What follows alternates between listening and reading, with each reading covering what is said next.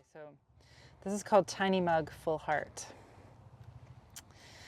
A reminder to find solace when your milk may have spilled, that your cup can both literal and spiritually be refilled.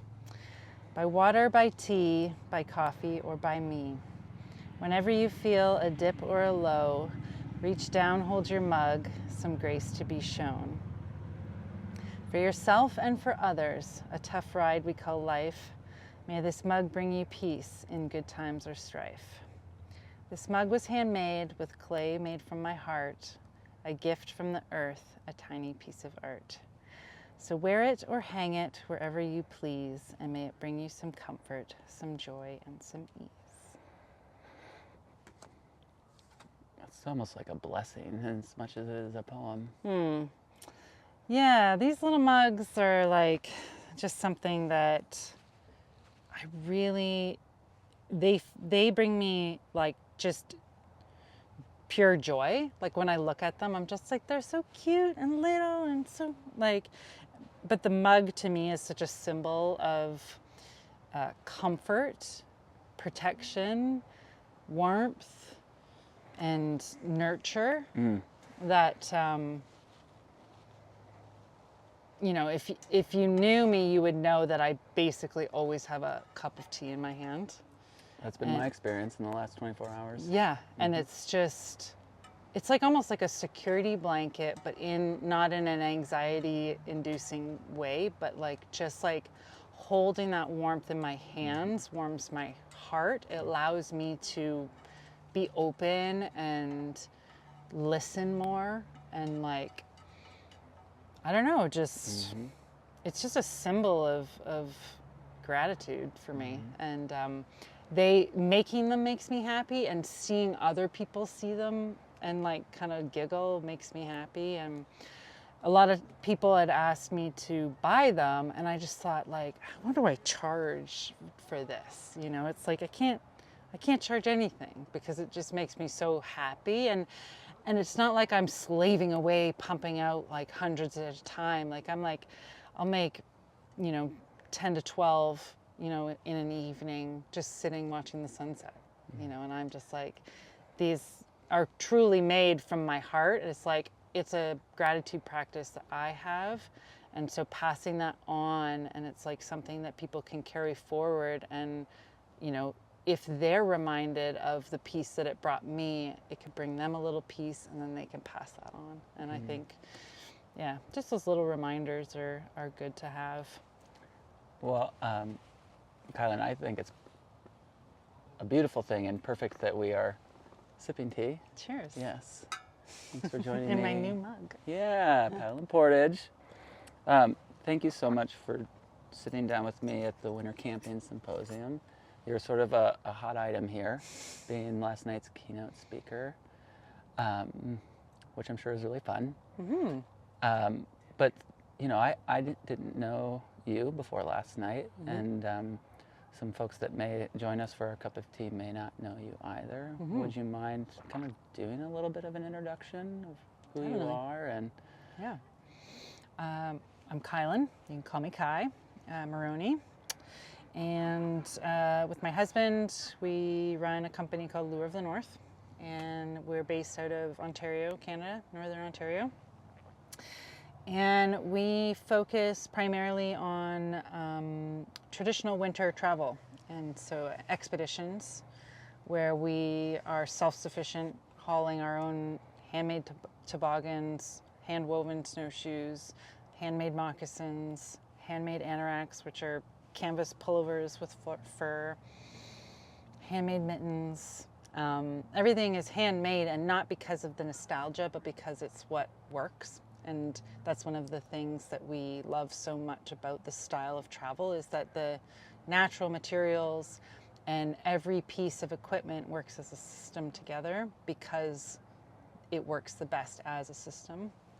And winter is a harsh environment, but with the right gear and with the right knowledge, you can actually be really comfortable and sustainable in the winter. And we originally met in university and started camping in the winter, just like cold camping, sort of mountaineer style, tiny snowshoes, just a bigger backpack with a bigger sleeping bag, and it's just miserable. Like, it's just like, it's a matter of breaking down as soon as you step out of the car, really. And you're just like, by day 2, you're already thinking of McDonald's and hot showers and, like, get me home. Whereas with the traditional style of camping, you've got the wood stove to dry your gear. You're drying or you're cooking your food right in the tent. You're staying warm. You're in your t-shirt. And you can start fresh every day. And that like is what the sustainable aspect of it is. And you can actually get out and enjoy the season, which in, the Northern Hemisphere is half of the year, or at least the northern part of the Northern Hemisphere. And so, yeah, we started, we realized nobody was leading these expeditions, and we needed to share this with people and like really get the word out that, hey, like, you guys know that it's winter for like 6 months of the year, and we don't have to just sit and wait for spring. Like, we can get out and enjoy it. And we started leading trips in 2011.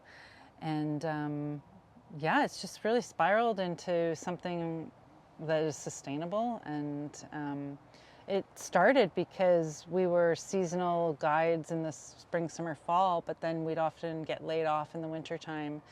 And most outdoor professionals would go out west to be ski bums, ski instructors, that sort of thing. But we didn't really want to do that. We loved Ontario winters. And so if you weren't a dog sledder, there weren't a lot of options. So we started our own thing. And yeah, we live off grid on a remote property surrounded by Crown land, which is your equivalent of national forest. And our nearest neighbor is 9 kilometers away, so like 5 miles or 4 miles. And yeah, we're off-grid, solar, living the bush life. Yeah, I mean, it's sort of, at first glance, a tale of resourcefulness in a lot of ways, of like figuring out how to make. I mean, what I've learned about you thus far is that you're an artist as much as you're an outdoors person, because you're a ceramicist, your photography is incredible, and you're creating all this gear. And so it really, I get the impression that your life, along with your husband, is sort of a creative act. Yeah, and actually my sort of creativeness, that sort of art side of me, is actually something that I'm growing into. Congratulations. Thank you. Because if you knew my parents, my dad's side was all sports oriented. So it was very like a competitiveness, a striving for excellence, to be the best. And my dad would write these short little booklets for visualization on how to be the best and see I was a gymnast at first, and it was like, see the balance beam, and like, you're just taking, I'm like 8 years old, and I'm like visualizing my routine, and like, Intense. I was on the junior national team, and like, really high performance training, 40 hours a week at 12 years old. Like, I didn't really have a social life besides the girls at the gym. And then, stopped gymnastics because of injury, immediately went into swimming because I was like, Olympics, this is like where I'm going. Again, now I'm training 9 days a week, before school, after school. And then a series of unfortunate events. I ended up accruing 9 concussions. Ooh. Just from car accidents, swing breaking, blah, blah, blah, blah, blah, like all these things. And of course, once you get one concussion, you're more susceptible. Yeah. And I loved swimming. Like, it was like my jam. But after my worst concussion, after I would raise my heart rate in the pool, I would get really dizzy and sick. And so I couldn't train as hard as I could or wanted to, and More previously. that sent me into like a spiral of like depression. I was like, I have to quit. Like if I can't swim, if I can't be the best, like I can't, that's it, I'm done. And so I was like, but I'm still going to the Olympics. So I switched to rowing. And yeah, I was like, okay, now I'm 18, 19 years old, and I'm like, rowing is a later in life game. Like there's a lot of rowers that, mature later as far as athletes go. So I went to university where the national team coach was also the varsity team coach. I was like, I'm going to be trained by the best. I started breaking junior varsity records and stuff like that. And then something in that year switched, like a little, like literal switch for me. And I think it was because I was struggling in school, like for my grades, and I was taking every tutorial, like, going to classes on how to write multiple choice exams and that sort of thing. And I was just sort of an average student at that point. Like I was getting, C pluses, B minuses, and I was just like used to excelling. And I was like, something's wrong, because I know the material, but I can't take the tests. And I realized, I was like, multiple choice tests just suck for me. I don't want to be a number. Like, I was at a big university. It just, you click your student number to sign in, and it just felt really off to me. And that year, the previous summer, I went whitewater rafting on the Ottawa River, which is a world-class river, just with my family as a touristy fun thing to do. 'Cause this is the kind of family you have grown up in. I guess, yeah. And I remember so distinctly my guide, his name was Kyle, and he had like long hair, and he had this cool helmet with stickers all over it, and he had Chaco sandals, and just the way that he is interacting with his co-guides, the vibe that they were giving off, I was like, I want to be you. Mm-hmm. You. Mm-hmm. How do I be you? Mm-hmm. And I was 17 at I was 16 at the time when we went rafting. And I remember the next year I went to like the cottage life show, and I went to all of the different rafting companies on the Ottawa River, and I asked them, how do I become a guide? And they all gave me a variety of different answers. And there was one company on the Quebec side that said, oh, we've got this internship program where you're basically not paid. You get like $1,000 for the whole year, but by the end you're guiding your own raft, and you'll be a certified guide for the next year. And I was like, yes, that sounds amazing. And I went, and not only was I guiding my own raft, by early summer, I was leading the kayaking instruction for, class 3 and 4 rapids. Mm. So I just picked it up like that, and I just... Which seems natural for all the athletic exposure you've had throughout your life that you would... Totally, yeah. So really picked it up, and I was like, okay, my competitive days are over. I'm like, I'm doing the switch from like needing to be number one in what, like it was just this total shift in now seeing the outdoor pursuits as excellence, but it was more than that. It was like the holistic aspect of connecting with nature, connecting with your peers, working together as a group, because I was always in individual sports. Gymnastics, swimming, and then rowing started to become a team sport, and I actually quite like that. But yeah, it just really shifted my focus. And this is a long answer to come around back to the arts. Yes. So that's my dad's side of the family, and he is a very dominant person, like very strong personality. He gets what he wants when he wants, and that has its own bag to unpack. Sure. Yeah. There's time for that in a different episode, probably. Yeah, exactly. It's a whole nother episode. My mom's side of the family were all artistic. Mom, aunt, painters, aunt, photographer, cousin, painter, drawer, uncle was a leather craftsman.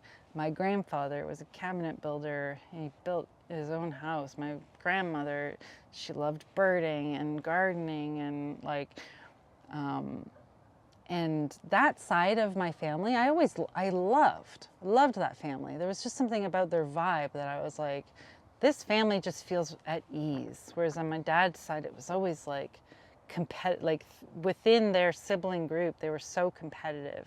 And my dad pitted me and my brother against each other too to compete. And, you know, that was very dominant in that side of the family. But on my mom's side, it was always just like chill and like,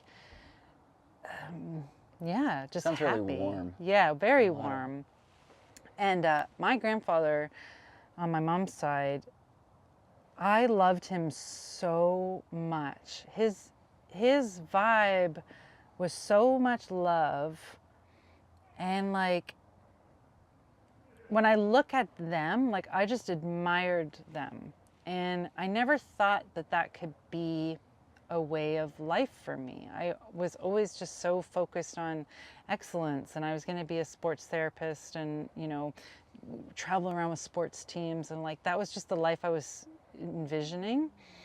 And it wasn't until like after he died that I was like, he was my mentor in life and like somebody that I wanted to be like. And so that part of my life I've just really embraced and like really trying to strive towards that. And like they built their own house. You know, he was blind in one eye, half blind in the other, and colorblind. And like I would just go up into his shop, sit in this crate full of wood chips and just watch him. And I'm like, you know, and you don't even really realize how impactful it is until you're in your adulthood and you start to draw on those memories. And, you know, my mom used to paint all the time, and she never felt like she could express herself fully. Like she always just was like, I suck, I'm terrible, I'm, you know, whatever. She never like dove into that side of her, and I always like felt empathy for her that she didn't find that power to like truly sink in to who she wanted to be. And that was something that was really important to me, was like, I'm going to follow my heart. And, you know, with writing and pottery and photography, I can just really see the world through a different lens that like is more meaningful to me. Yeah. Yeah. So this is really powerful, I think, because you're talking about these two very opposing energies, right? Like sort of this almost like cold competitiveness, this sort of raw performance, and this like warmth, relationality, creativity, connection-based energy, and the way that those two things have sort of like intersected in your personhood and your identity. And we were talking, and we don't need to get into this whole story because I'm sure you've told it a million times about being on this show, but there was an element of that that you just described to me a little while ago today, of your ability to like express yourself to yourself when you're alone, you know, that is like very important, and then to move through it. Yeah. Is that all connected? Does that feel like those things are Yeah. all part of it? Yeah, and that's something that I grew into as well. And it used to be a source of embarrassment and suppression, and has really morphed into pride and embracing. Yeah, that deserves a little bit of that. Because I grew up a tomboy, partly because my dad was so like sports, and not in a tomboy way of like not feeling like feminine, but in a way that I felt the need to suppress, and maybe subconsciously suppress, my emotional side. And almost everybody around me was telling me that that was a negative thing. And I've always been an emotional person, very passionate, very sensitive. I was always the mediator in my family, the peacekeeper. And that, as a young child, trying to keep the peace between two fighting parents and a fighting brother, and then being told that I was a spoiled brat and that I was too emotive, was like, this was something negative about me that I had to fix.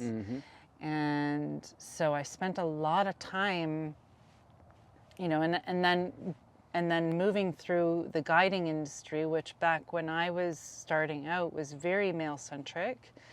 So feeling the need that I needed to mirror male energy and just be a tough and gruff female that would just suck it up and just be a part of the guys, and that was the only way that I was going to be a success. And I had mentors of mine, like a university professor who I really looked up to, after guiding a 2-week canoe trip together, told me that, like, as part of my feedback was that, like, I needed to be less emotional.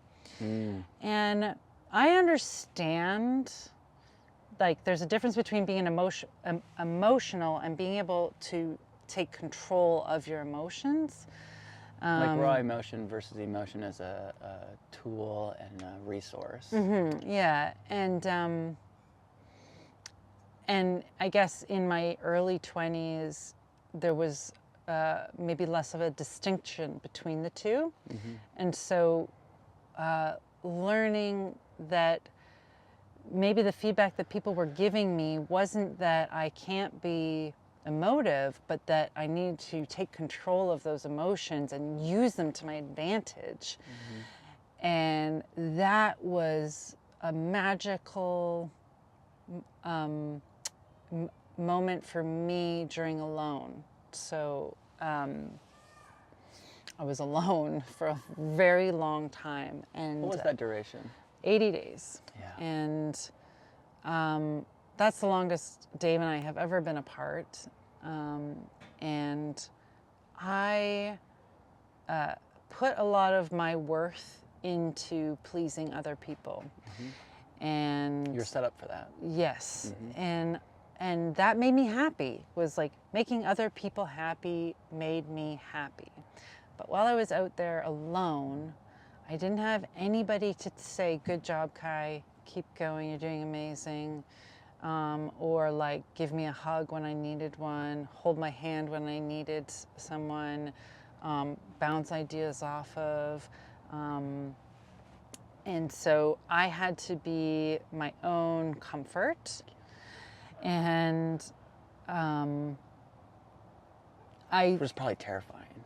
yeah, like I before I left, I had discovered Stoicism and the philosophy of Stoicism. And there's one book in particular, The Obstacle is the Way by Ryan Holiday. And that book, before I left, I read about 10 times. And I just like, it became my Bible. And I was like, this makes sense to me. It was very logical. And Stoicism gets a bad rap because, you know, to be stoic is very stone-like and stonewalled and like non-expressive. But in his book, what he takes you through is like, no, it's not about not having the emotions. It's having the emotions and learning what to do with them and moving forward through them, and, you know, these different perspectives on how to overcome the obstacles. And so I really coached myself out there. And what I found was that I would have these moments of meltdowns, total meltdowns, but rather than trying to suppress it, I would just allow myself to have those emotions and like feel those emotions and like have grace for myself and be like, yeah, this is fucking hard. Like, and then just, okay, that was that. And now what am I actually upset about? And then like, you know, you go through it and be like, okay, like what do you need right now to like get you through it? And then you just start talking to yourself really logically and you try and remove yourself from the situation as if you're a friend.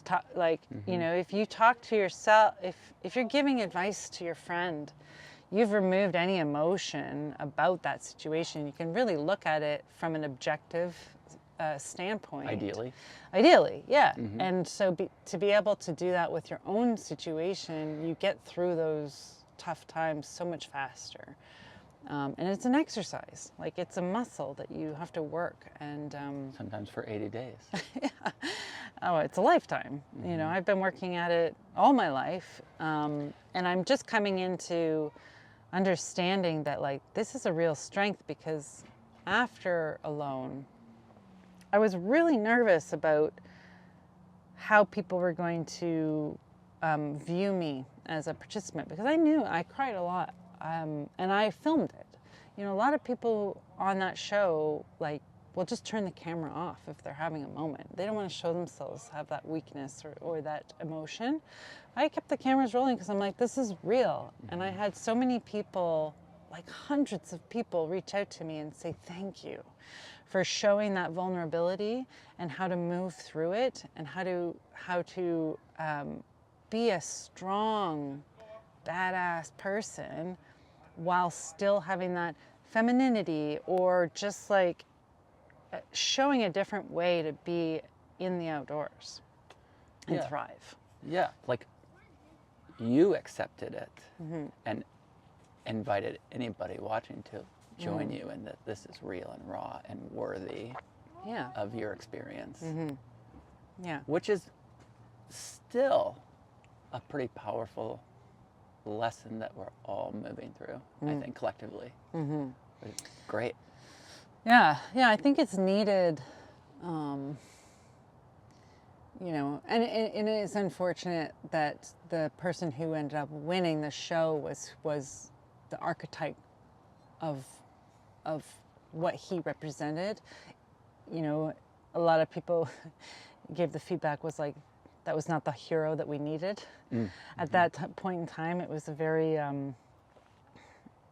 brute energy that was very conquerous and conquering nature instead of being with nature, and that was who ended up winning. But you know, winning is a subjective title as well. And for me, I really felt like myself and Callie, who was the other female on the show, we both were in the top 3. Like she placed second, I placed third. And we were the only 2 females on the whole show. And we both had a work with nature mentality and gratitude. And you know, I think we both came out as winners just because we were able to show a side of that vulnerability to the world, you know, that doesn't get a lot of airtime. Yeah. Yeah. I mean, it's really what I love about you, this story you're telling, is that it really still comes back to that that sort of beginning place for you, where you just are still having to redefine winning and competition, and like that is like a lifetime. Yeah. And in this moment, like you have sort of, that's your piece with it. And you talked a little bit last night during your presentation about some of these more complex facets of your personality, not in this depth, but I'm curious if we can go back to a little bit of the now with all of this, because you're still in this journey, right? Oh yeah. And you know, I think as a relationally driven peacemaker type of needing the other to orient to. You know, I really appreciate you talking about that, and especially on trip. And you still have those elements of your character, and yet you've also learned to exist without that. So what's that sweet spot feel like for you now, in like being fully standing in your autonomy, but also still being completely relational on other massive trips where you're in a support role? Yeah, and with a partner in everyday life. Like, where's your sweet spot now with some of that at this point in time? Yeah. Well, after Alone, you know, they do like a recap of you tapping out and everything, and one of the lines that they used, which I was really grateful for, was that through this experience, I have learned how to be a strong individual again. I've learned how to take ownership of me and my power, and how I don't need other people to generate my worth and my power. And through that, learning how to be a strong individual, I can be a stronger partner. And that has been a fuel for me that has just like launched me to a whole nother level in my being, because I am now able to find my self-worth without that reinforcement from others. I don't need someone to tell me good job. I don't need someone to hold my hand. However, when I do get that handhold or that hug or that like positive reinforcement, it just helps me like send that back to the group, and like it like fuels me as an individual to then be more empathetic to others, to be more supportive of others, because I feel more comfortable in like me as an individual. And that was really powerful to me. And you know, I had always been, before Alone, like I wanted to do everything with Dave. Dave wanted to go climbing, I wanted to go climbing. Dave wanted to go do this, I wanted to do that, because I thought that was how you were a good partner, was just like, I'm in. Like, whatever you want to do, I'm in. And he kept telling me, you know, Kai, like, we can have different interests. And I was like, no. Like, whatever you want to do, I want to do. And that's how I'm going to be a good partner, a good wife. And I think it was like, maybe a little bit like choking him a little bit. I wasn't like I'm not a, what do you call it, clingy. I was trying to be like the cool partner, right? And I realized that actually that was doing our relationship a disservice, because it didn't allow him to do things that he wanted to do. Like, he kind of had to, if he wanted to do something maybe slightly more hardcore than I wanted, he had to pull back, and vice versa. I was like, I don't really want to go climbing today. What I'd really like to do is do some pottery. But I was like, well, but I don't want to disappoint him. And so I'd go climbing, and then we wouldn't really have a great time climbing because I was sort of somewhere else and he was, you know. And That's a great example. Yeah, he was encouraging that sort of separation for many years in our relationship. And I was like being the one to be like, no, like we got to do everything together. Like, isn't that awesome? Isn't that what the best couples do? And so after this Alone experience, and I had this really transformative alone time and alone experience, it really made me realize like, wow, like I want to be a better partner for him that much more. And it was through that space, like giving each other that space, allowed us to become stronger individuals, which made us a stronger partnership. Yes. And what I love about this, Kai, is that like that is a roadmap for everything. Yeah. Because you said this last night, and I find myself saying this a lot, that we're, as a species, as individuals, as humans, we do need connection. We're connection driven, all our like development, everything. Yeah, that's how we survive. However, there's this beautiful like tension or balance between our autonomy and our connection that we're all sort of trying to sort out. But there's a sweet spot there that you're talking about that serves romantic partnerships, life partnerships, trip partnerships, business partnerships. Like that is the sweet spot that really makes us thrive. Yeah.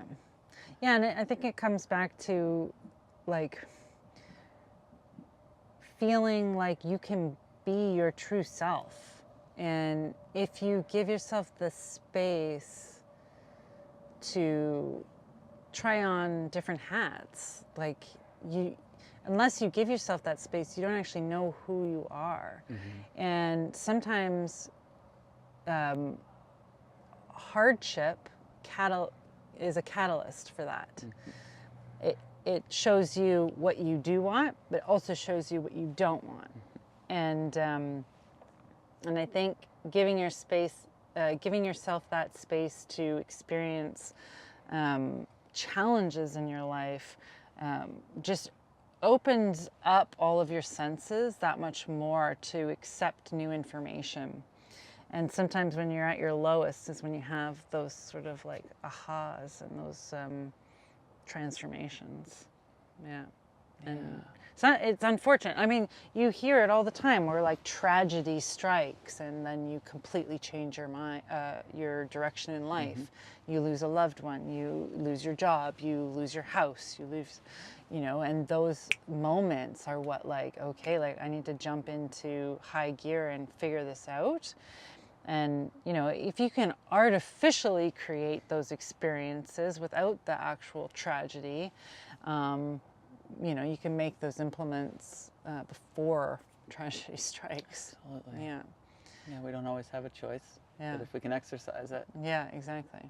Yeah, and that's kind of what we try and do for our trips. We're not introducing tragedy, but we do introduce hardship in the environment that you're in the groups that you're with, and you're overcoming these challenges on a group level, but on an individual level as well.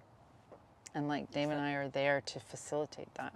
It's like encouraging the same empowered autonomy through the supportive connection of this group in the work that you're doing. And and it is where you see the most profound change. That's where the magic happens.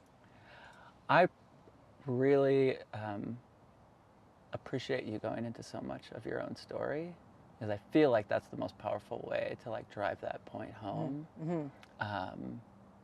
And like for me at least, and hopefully anybody else who hears this, like gives me the most material to like relate to it all. And just like I shared with you last night coming out of your presentation, I was a list of things I'm ready to go do this winter that I hadn't thought about before. Yeah. And I hope that that can be out in the winter in the bush, but can also be like in the day-to-day. Where do I stand in my autonomy? And how do I orient a connection from there? Yeah. It's a pretty great way to go. Yeah, absolutely. Yep. Just invite you if you have any last words before we wrap up this really great conversation. Could be about tea or the Red River. I think, I think you don't have to have these extreme experiences if you can pull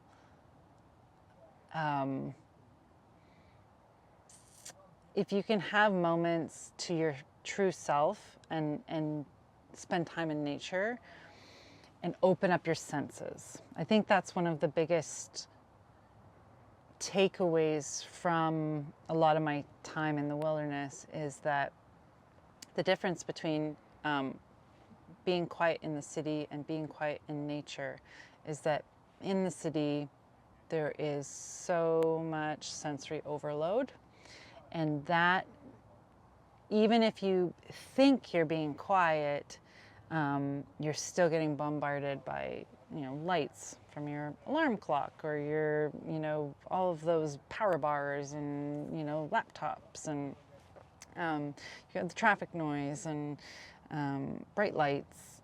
And when you truly can get out into a dark space, free of distraction, and just sit and open yourself, even if you feel like I'm kind of twitchy, I can't really sit, I'm ADHD or whatever, just having that time to allow your senses to open is going to do wonders for your central nervous system and like just the balance of grounding yourself.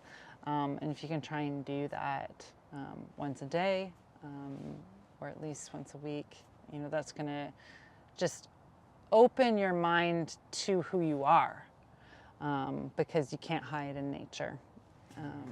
And so just trying to listen to those little spidey senses, and yeah, it's one way of just like working towards a fulfilled life if you feel like something's not quite right. Yeah. Well, we started with a toast. Can we end with one? Yeah, please. Cheers. Thank you. Yeah. Nice to meet you.